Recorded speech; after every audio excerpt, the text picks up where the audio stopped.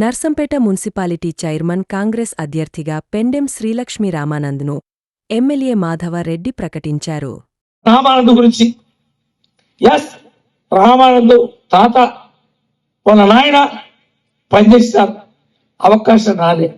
కానీ నేను ఆ రోజు నుంచి ఈ రోజు రాజకీయాల్లో ఉన్నా, రాజకీయాల్లో సేవ చేసి ఈ యొక్క గ్రామంలో నియోజకవర్గంలో ఇబ్బంది పడ్డారు. కాబట్టి ఈయన తప్పకుండా రాజకీయాల్లో అవకాశం కల్పించాలి, వారికి సేవ చేసే ఆ యొక్క బాధ్యత ఇవ్వాలని చెప్పే కాంగ్రెస్ పార్టీలో తీసుకొని పోయినసారి చైర్మన్ గా చేయాలని చెప్పి ప్రయత్నం చేశాం, కష్టపడ్డాం. ఆ రోజు మనకు అవకాశం రాలేదు. మేము నమ్ముకున్న కార్యకర్తలకి ఏదైతే చెప్పామో అది చేస్తున్నాం, ఏదైతే ఇస్తామన్నామో అదే ఇస్తున్నాం. రామానందం వాళ్ళ కుటుంబంలోనే శ్రీలక్ష్మి ఈ రోజు చైర్మన్ అవుతా ఉంది.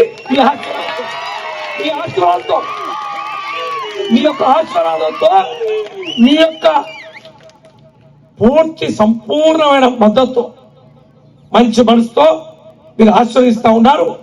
తప్పకుండా పెద్ద మెజార్టీతో చైర్మన్ అవుతా ఉంది.